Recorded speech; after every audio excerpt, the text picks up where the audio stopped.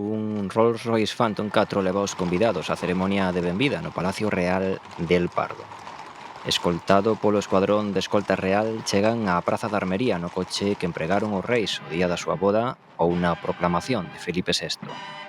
Un modelo asociado á nobreza, do que só hai 18 iguais no mundo.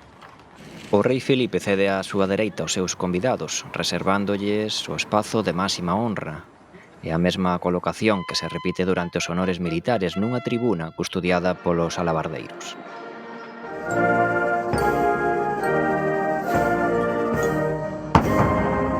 Os himnos nacionais das dúas nacións son acompañados por unha salva de 21 canonazos en honor ao visitante. O costume remóntase á tradición naval, cando os buques de guerra disparaban os seus canóns ao mar para desarmarse e demostrar as súas intencións pacíficas. Ao fondo, no alto da fachada do Palacio Real, desprégase o estandarte vermello de Filipe VI para indicar que o rei está en palacio. O rei acompaña o xefe de Estado convidado a pasar revista ás forzas que lle renderon honores. Tras o saúdo ás autoridades e persoeiros, o desfile militar pecha a cerimonia de benvida.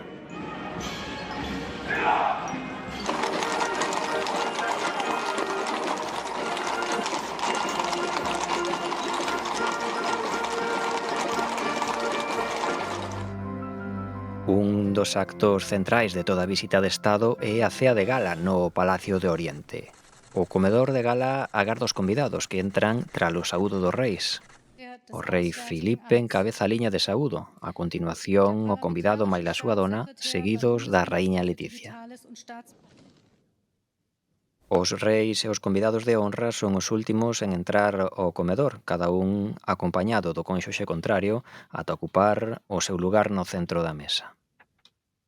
Sentan á francesa, favorecendo a conversa entre os anfitrións e os convidados de honra.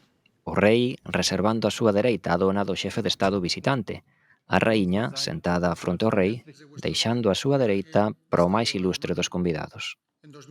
É o momento no que a raíña Leticia loce algunha xoia do xoieiro real, na última ocasión a tiara Cartier. Trátase dunha das xoias máis importantes da familia real, deseñada para a raíña Victoria Uxía por encargo de Afonso XIII.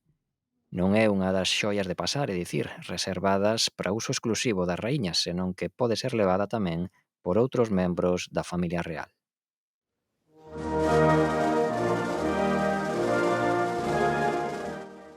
Nun dos momentos máis solemnes, a banda sinfónica da Garda Real interpreta o himno da nación visitante.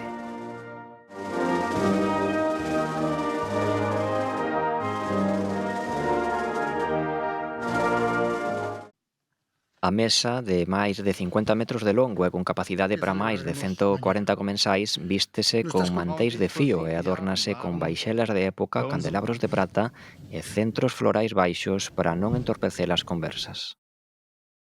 Ante todo, para la reina y para mí es especialmente grato.